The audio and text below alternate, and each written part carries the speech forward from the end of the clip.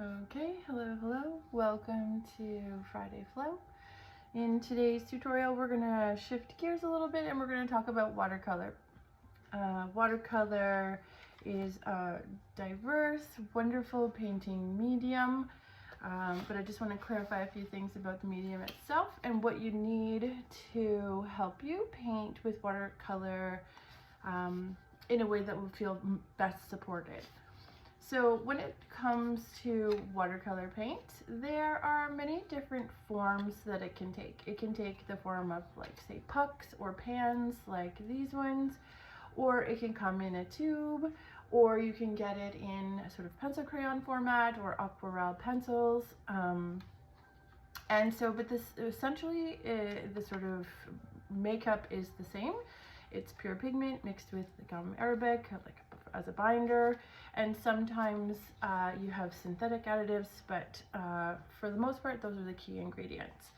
And the difference between quality in terms of the different watercolor paints that you can get is the pigment purity and saturation. So higher quality pigment paints or watercolors are higher in pigment content and or quality pigment, and the lower ones, the cheaper ones, have less quality pigments in them than the high quality ones. And the other thing that impacts is the saturation. So the lightness, like the brightness of the color, how saturated it is with pigment and vitality, like substance, pigment, color. And so that's the difference too. So the cheaper ones have less sort of saturation, and the higher quality ones have more saturation, so more brightness. And really, unless you start to become a really adept watercolorist, for the most part, any watercolor paints will serve your purpose as a beginner, and then it just sort of becomes preference thereafter. A couple things to note about watercolors in general is that it is not paint. It's just like what I said, it's pure pigment with a binder. So you're not scooping this paint and then spreading it on your substrate. What you're doing is you're using your brush and your water, and you're getting the water to be tinted with the pigment, and then therefore you're painting with colored water, right? So watercolors. And so that is a key difference between this kind of medium and other painting mediums.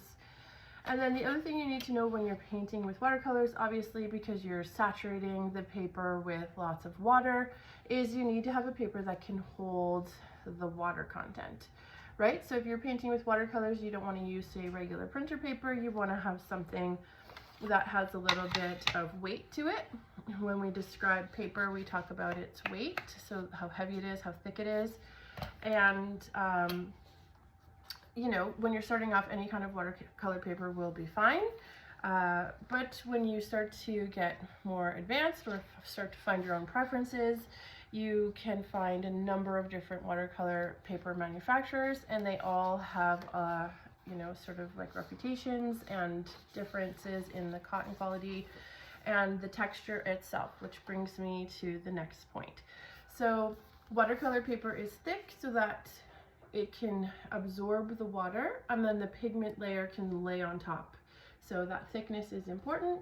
But when it comes to thickness, paper comes in different weights. So this paper is 140-pound weight paper. And essentially what that means is that that's the weight of 500 sheets of this paper stacked on top of one another. So it's 140 pounds. Another kind of watercolor that you see common is the 90 pounds. So that's not as thick, right? So the thickness of the paper compiles the weight. So that is the difference there.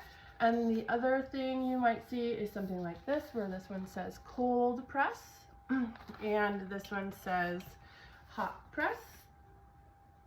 And the difference between that is this watercolor paper has been rolled through, the fibers of the cotton have been rolled through rollers with regular temperature or even a cool temperature applied within the rolling process. And the hot pressed one means that there's been steam or heat added while the rollers are pressing the paper into sheets.